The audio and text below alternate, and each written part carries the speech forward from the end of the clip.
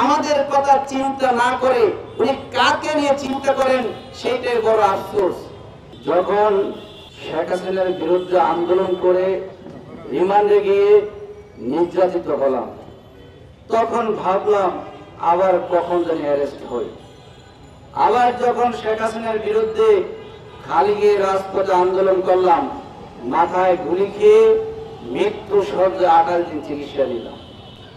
আবার যখন বৈষম্য বিরোধী আন্দোলন করতে এসে এই শাহবাগ আমার গায়ের অনেক রক্ত লেগে আছে।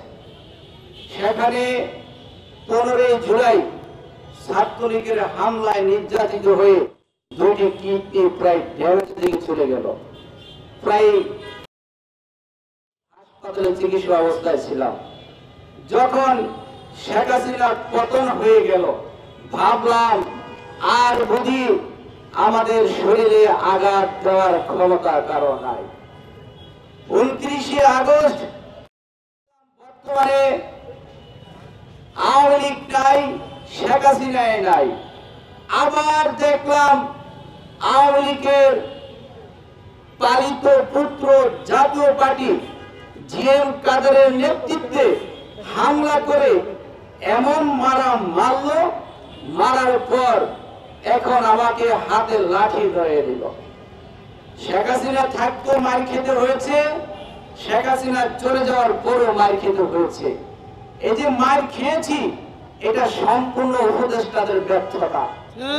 একটি কথা আজকে উপদেষ্টাদেরকে বলতে চাই, ডক্টর ইউনূস সাহেবকে বলতে চাই, আমরা ছাত্র অধিকার পরিষদ আপনাকে কাজে করে ওই আল্লাদি কমপ্লেক্সের 7 তলায় 8 তলায় উঠিয়েছি। শেখ হাসিনার লিফট বন্ধ করে দিয়েছে যাতে ডক্টর ইউনূস সাহেব তার মামলার হাজিরা 9 তলা 8 তলা উঠতে না পারে। আর সেই ডক্টর ইউনূস সাহেব আমাদের কথা চিন্তা না করে উনি কাকে নিয়ে চিন্তা করেন সেটাই বড় আফসোস। বর্তমানে যারা উপদেষ্টা হয়েছে, যদি আমরা গুলি না খেতাম, রিমান্ডে না যেতাম, জেলে না যেতাম, গুলি না খেতাম, তাহলে একজন আজকে কিন্তু উপদেষ্টা হতে পারত না। যে যেখানেই ছিল তারা সেই জায়গায় থাকতো। আমরা পরিবর্তন করার কারণে, শেখ হাসিনাকে দেশ থেকে তাড়িয়ে দেওয়ার কারণে আজকে তারা উপদেষ্টা হতে পেরেছে।